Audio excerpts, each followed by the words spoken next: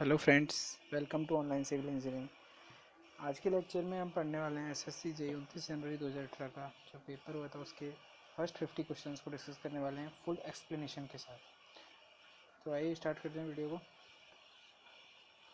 Question number 1, which one of the following treatment is use to make the timber fire resistance, means लकड़ी को आग से प्रतिरोध करने के लिए कौन सा उपचार किया जाता है।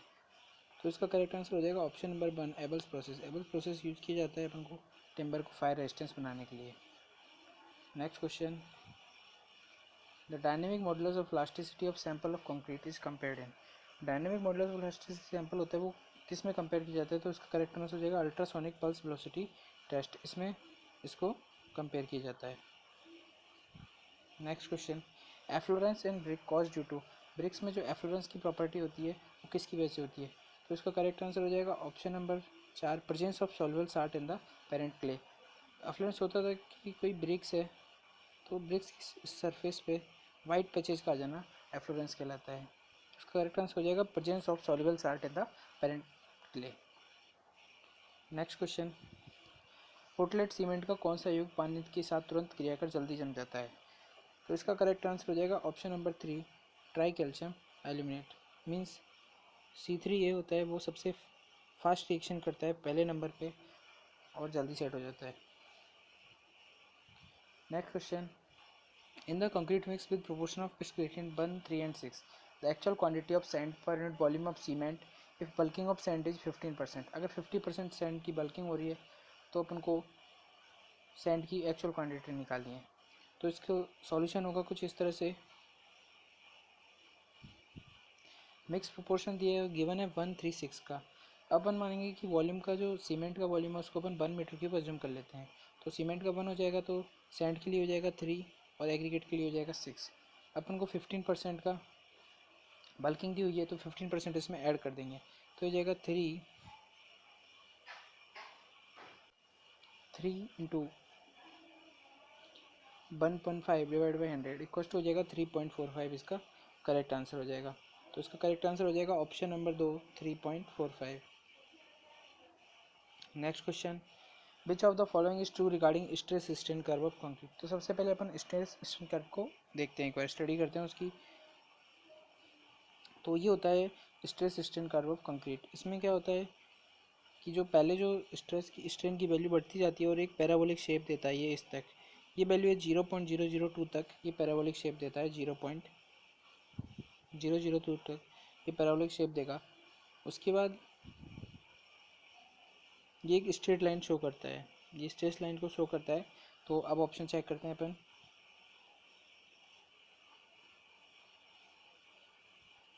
पहला ऑप्शन है a straight line up to failure, तो ये गलत ऑप्शन हो जाएगा क्योंकि ये नहीं होता। दूसरा होता है hyperbolic up to 0.02 and then straight line, ये भी गलत है। तीसरा है parabolic up to 0.02 strain and then straight line up to failure, ये बिल्कुल सही आंसर हो जाएगा। तो इसका ऑप्शन नंबर 3 बिल्कुल सही हो जाएगा। Next question, which of the following is use as a carrier in paint. Paint में कैरियर के रूप में किसको यूज किया जाता है। तो इसका करेक्ट आंसर हो जाएगा option number 2, linseed oil. Linseed oil को एज ए कैरियर यूज किया जाता है पेंट में। Which of the following test are use for testing of tiles. Tiles के लिए कौन कौन से टेस्ट किए जाते हैं। तो ब्रेकिंग स्ट्रेंथ होता है, ये भी टाइल्स के लिए किया जाता है। इम्पैक्ट टेस्ट किया जाता है, ट्रैवर्स स्ट्रेंथ और बैटर सेक्शन, चारों टेस्ट किए जाते हैं। तो इसका ऑप्शन नंबर 4 सही हो जाएगा। How many bricks are required for 1 cubic metre of brick masonry work. Brick masonry के लिए कितने ब्रिक की आवश्यकता होगी। तो नंबर ऑफ ब्रिक्स कैसे फाइंड आउट करेंगे, 1 क्यूबिक मीटर दिया हुआ है और ब्रिक का जो एक्चुअल साइज होता है वो होता है 0.2 इंटू 0.1 इंटू 0.1 और ये होता है मीटर में। तो इसका करेक्ट आंसर हो जाएगा 500। Next question,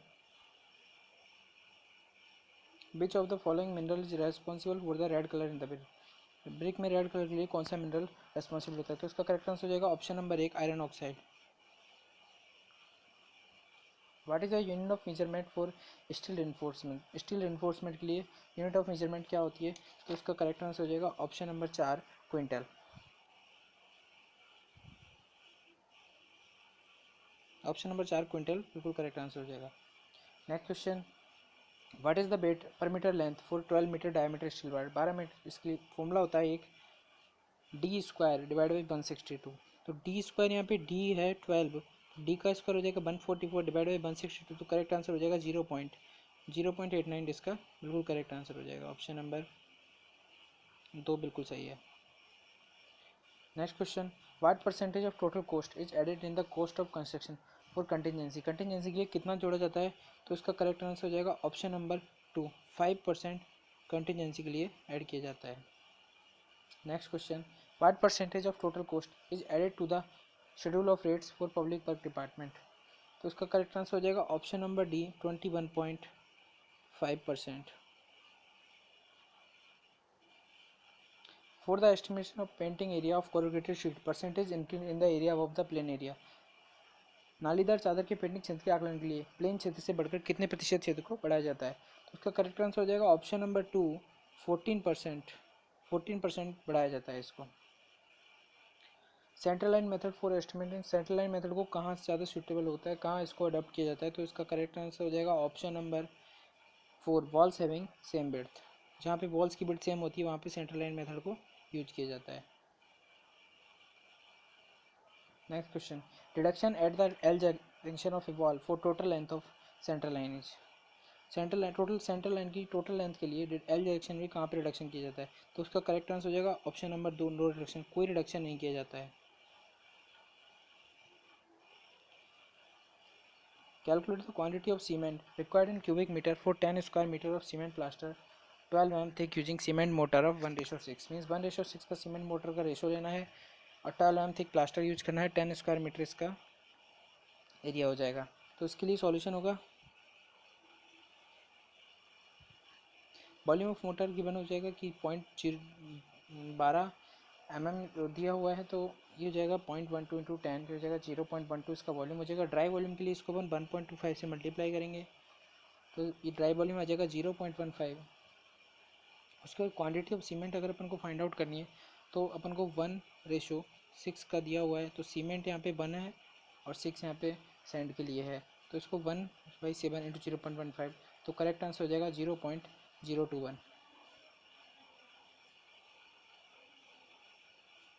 option number 3 correct answer है बिल्कुल। Next question, calculate the quantity of earthwork in cubic metre for a canal embankment of 100 metre long width having height 3 of meter and 5 meter at the top beds of angle 2 and 5 meter at the two extreme edges and side slope is 2:1।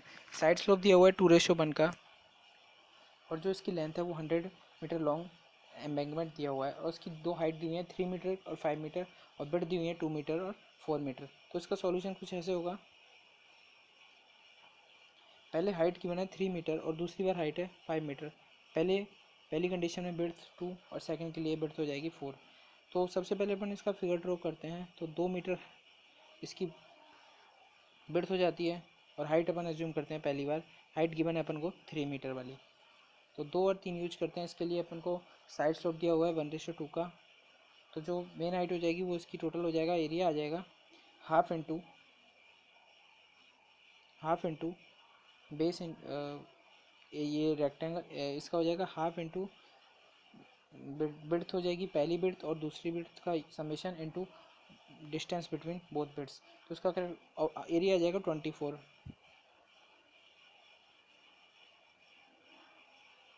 उसके बाद second के लिए भी same process use करते हैं, 4 metre अपन को width लेनी है और नेक्स्ट जो हाइट है वो 5 मीटर लेनी है, 1:2 का स्लोप दिया हुआ है, तो 10 मीटर आ जाएगी इसकी साइड बिड्थ, तो जो इसका एरिया हो जाएगा वो हो जाएगा हाफ इंटू 24 जो इसकी टॉप बिड्थ है प्लस बॉटम बिड्थ और दोनों के बीच की डिस्टेंस हो जाएगी 5 और टोटल वॉल्यूम आ जाएगा इसका L/2 A1 + A2, मीन्स 100 इसकी लेंथ की मैंने अपन को 100 लेंथ दी हुई है और एरिया 24 और 70, तो इसका करेक्ट आंसर हो जाएगा 4700 metre cube. Next question, calculate the primary estimate including contractor profits in rupees for the building having a plinth area of 1500 square metre and a rate of 2000 square per metre, means 1500 square metre का plinth area दिया हुआ है और उसकी rate दी हुई है 2000 पर square metre. तो इसके लिए क्या करेंगे, 1500 को सबसे पहले तो 1500 को 2000 से मल्टीप्लाई करेंगे तो इसका आ जाएगा 30 लाख रुपए। लेकिन जब अपन इसमें दिया हुआ है कि कॉन्ट्रैक्टर प्रॉफिट भी इंक्लूड करना है तो अपन को पता है कि कॉन्ट्रैक्टर प्रॉफिट होता है वो 10% होता है, तो 10% एडिशनल ऐड करेंगे, 30 लाख का 10% निकालेंगे वो आ जाएगा 3 लाख और 30 लाख में 3 लाख ऐड करेंगे तो हो जाएगा 30 लाख। तो उसका करेक्ट आंसर हो जाएगा option number 3, 30 lakh.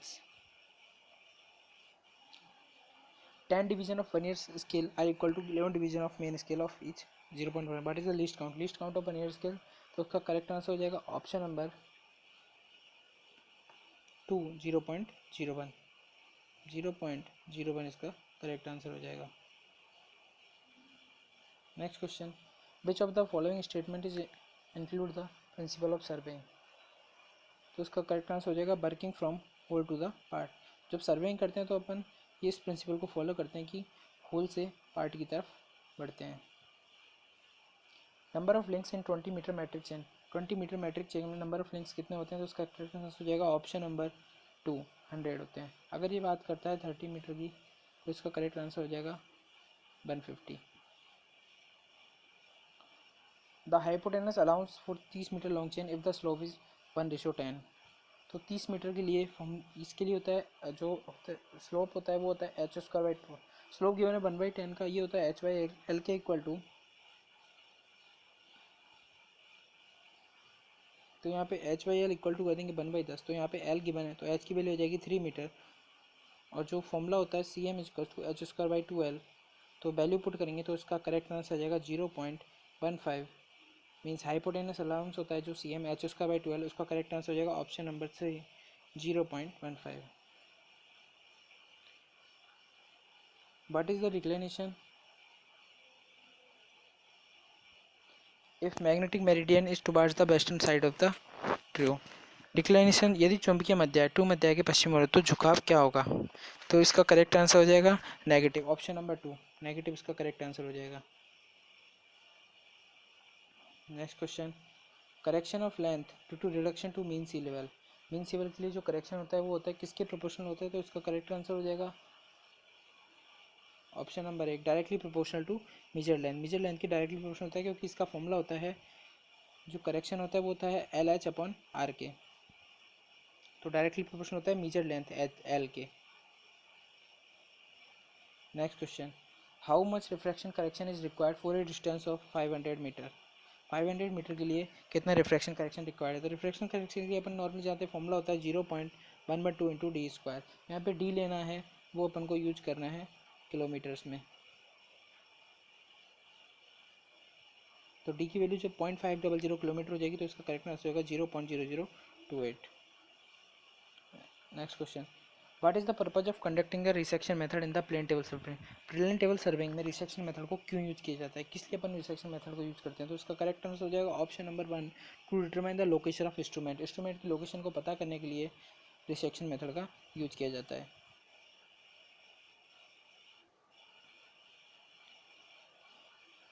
What is the degree of curve for a radius of 573 using chain of 20 metre length, degree of curve find out करनी है, 573 की रेडियस दी हुई है और 20 मीटर लेंथ दिया है, तो अपन को पता है 20 मीटर चेन लेंथ के लिए डिग्री ऑफ कर्व होती है वो होती है 1146/r, तो 1146 divide by 573 equal to answer हो जाएगा 2 डिग्री। दोस्तों अगर अपन को इस क्वेश्चन में 30 मीटर के लिए पूछा जाता है तो अपना फॉर्मूला वही होता है 1719/r, तो उसका आंसर 1719 से निकलेगा।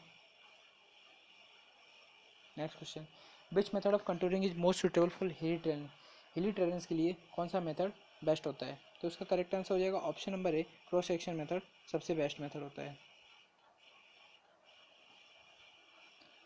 The pore water pressure in soil sample of consolidated tests, तो कहाँ पे होता है ये, इसका अपन को आंसर देना है, तो उसका करेक्ट आंसर हो जाएगा option number 2, maximum at centre, centre पे मैक्सिमम होता है। The clay deposit of thickness 10 cm and void ratio 0.5 undergo settlement, and now its final void ratio is 0.2. The thickness of the settlement layer, settlement layer की thickness find out करनी है, तो इसके लिए formula होता है delta H upon E equal to delta E upon 1 plus E nought. Delta H के लिए डिफरेंस दिया हुआ है अपन को, डेल्टा एच फाइंड आउट करना है और एच की वैल्यू गिवन है 10 सेंटीमीटर, इसमें वॉइड रेशियो दिया हुआ है फाइनल, तो ई बराबर 0.2 और दूसरा दिया हुआ है 0.5, तो जब E1 माइनस E2 करेंगे डेल्टा ये फाइंड आउट करने के लिए 0.5 माइनस 0.1 प्लस 0.5, तो ये हो जाएगा 3/5 15। डेल्टा एच इक्वल टू आ जाएगा 30/15 इंटू 2 कर देंगे, 2 सेंटीमीटर इसका करेक्ट आंसर हो जाएगा। Next question, which of the following represent limit of porosity of compacted sand. Compact sand की, कॉम्पैक्टेड सैंड होती है, उसकी परसेंटेज लिमिट ऑफ पोरोसिटी क्या होती है? तो इसका करेक्ट आंसर हो जाएगा ऑप्शन नंबर 3, 32 40% इसका करेक्ट आंसर हो जाएगा।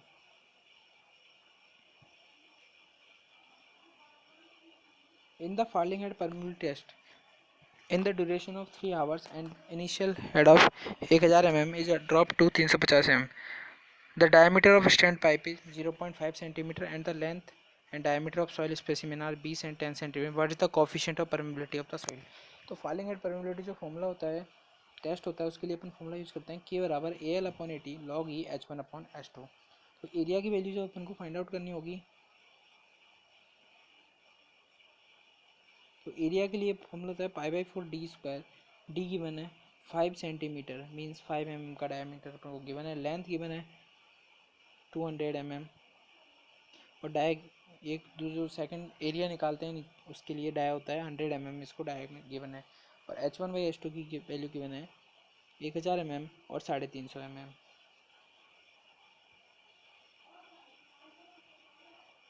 तो जब फॉर्मूले में वैल्यू पुट कर देंगे तो के इक्वल टू आंसर हो जाएगा 4.86 इंटू 10⁻⁵ mm/सेकंड में। mm में आंसर फाइंड आउट करना है mm/सेकंड में। Which of the following is correct to maximize the efficiency of all reaction turbine. All reaction turbine की एफिशिएंसी को मैक्सिमम करने के लिए कौन सा ऑप्शन करेक्ट होगा? तो इसका आंसर हो जाएगा ऑप्शन नंबर ए कि angle of absolute velocity vector eight outlet is 90 degree. तो ऑप्शन नंबर ए बिल्कुल करेक्ट आंसर हो जाएगा।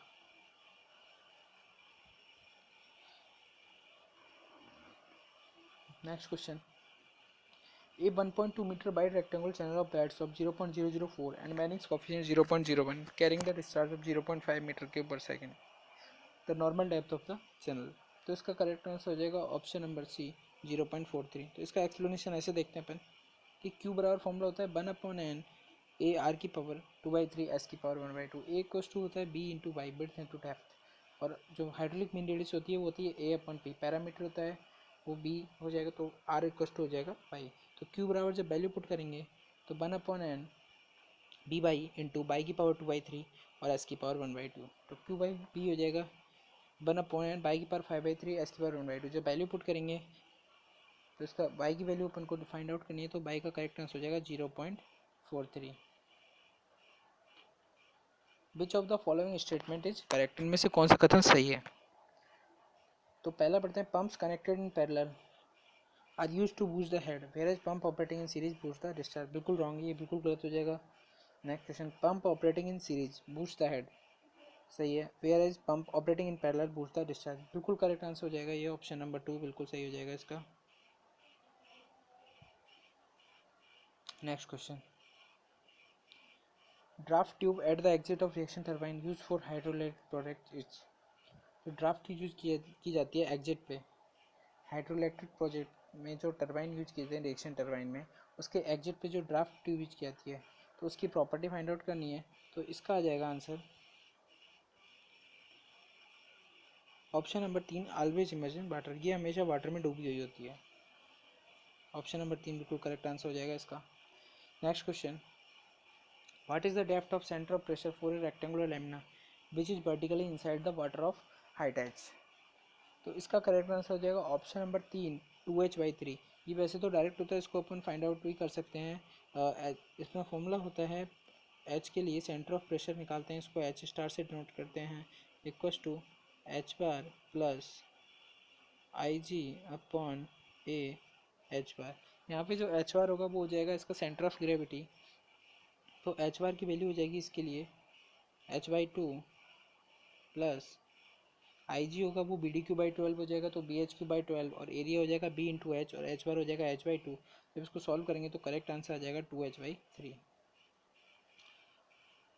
In the hydel system a 4-वे is used at the junction of, पन बिजली प्रणाली में एक 4-वे के जंक्शन पर किसका प्रयोग किया जाता है? तो इसका करेक्ट आंसर हो जाएगा पावर चैनल और पेनस्टॉक का, पावर चैनल और पेनस्टॉक का यूज अपन करते हैं वहाँ पे। ऑप्शन नंबर 2 बिल्कुल सही हो जाएगा इसका। Next question, the motion of outgoing water from the hole made at mid point of completely filled open cylindrical tank with water is. पूरी तरह से भरे हुए एक बेलनाकार टैंक है, पूरी तरह से भरा हुआ है, उसके मध्य बिंदु पर जब छेद है तो जो पानी की गति होगी उसको क्या कहेंगे, तो उसको कहेंगे अपन फोर्स वर्टेक्स, उसका करेक्ट आंसर हो जाएगा। Question number next, which one is the correct about streamline body. Streamline body के लिए कौन सा ऑप्शन सही है, तो चेक करते हैं अपन। कॉर्नर्स आर राउंडेड ऑफ, तो ये गलत हो जाएगा, ये तो गलत है। Separation occurs in the farthest down stream parts of the body, तो ये भी सही है। दूसरा, स्किन फ्रिक्शन जीरो, ये भी गलत है। Thickness of body is equal to 1/100 of इस लेंथ, तो ये भी करेक्ट है। तो इसका करेक्ट आंसर हो जाएगा option number 2, separation occur in the farthest down stream part of the body. Next question, what is the specific speed of a centrifugal pump which has a rated capacity of 44 cumac and head of 36 meter when operated at a speed of 725 rpm। तो दोस्तों इसके लिए एक formula use करते हैं अपन, N S equals to, N S होती है स्पेसिफिक स्पीड को डिनोट करता है, N S equals to N into Q square upon H की पावर 0.75। यहाँ पे एन हो जाएगा, वो हो जाएगा रोटेशन पर आर पी एम्स जो जितने भी होंगे उसके, और क्यू हो जाएगा डिस्चार्ज, और एच हो जाएगा यहाँ पे हेड जो 36 मीटर अपन को गिवन है। तो जब वैल्यू पुट करते हैं तो इसका करेक्ट आंसर हो जाएगा option number C 327। Option number 3 इसका बिल्कुल करेक्ट हो जाएगा। On which of the following principle Bernoulli equation is based. Bernoulli equations होती हैं वो कौन से किस समीकरण पर आधारित होती हैं, तो उसका करेक्ट आंसर हो जाएगा option number 2, conservation of energy. Energy के लिए यूज अपन करते हैं बर्नौली इक्वेशंस को। In an irrigated field, the net irrigation requirement is 15 cm, application efficiency is 80% and water conveyance efficiency is 60%. What is the gross irrigation requirement? तो gross irrigation requirement को अपन अगर x assume कर लेते हैं तो अपन को पता है कि 80% उसकी एफिशिएंसी में 80% ही अपन को इसका रिजल्ट मिलने वाला है। उसके बाद ये बोल रहा है कि 60% वाटर कन्वेंस एफिशिएंसी, मतलब 40% भी अपना वेस्टेज हो गया तो अपने पास 60% बचेगा, जो इक्वल होगा 15 सेंटीमीटर अपन को फील्ड में मिल रहा है। तो इसका x इक्वल टू सॉल्व करने पर आंसर हो जाएगा 31.25। Next question, available moisture is the difference in water content of soil between field capacity and. तो अवेलेबल मिक्सचर होता है, किस किस का डिफरेंस होता है, तो अवेलेबल मिक्सचर होता है वो डिफरेंस होता है फील्ड कैपेसिटी का और परमानेंट बिल्टिंग पॉइंट का। तो इसका करेक्ट आंसर हो जाएगा option number 2। Next question, right of way is the summation of the width of. जो राइट ऑफ वे होता है मीन्स कोई रोड है उसकी जो राइट एरिया होता है वो किस किस का समेशन होता है, तो इसका करेक्ट आंसर हो जाएगा option number 2, carriageway and shoulder and road margins. इन तीनों का समेशन होता है वो राइट ऑफ वे। कोई रोड सरफेस है उसकी जो राइट का ऑप्शन है उसकी ये बात कर रहे हैं। Gradient on A highway is 1/20, radius of the curve is 200 meter. After grade compensation, the grade to be provided should not be less than 4%. Calculate the grade compensation. अब ये बता रहा है कि एक हाईवे पे जो ग्रेडियंट गिवन है वो 1/20 का दिया हुआ है, रेडियस है 200 मीटर। ग्रेड कंपेंसेशन के बाद जो ग्रेड प्रोवाइड होनी चाहिए वो 4% से कम नहीं होना चाहिए। तो ग्रेड कंपेंसेशन फाउंड आउट करना है अपन को।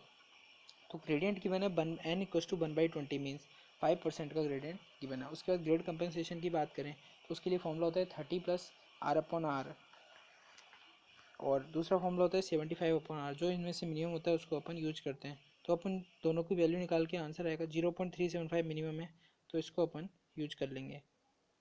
इसके बाद अगर इसको 5 में से माइनस करते हैं अपन तो आ जाएगा 4.625।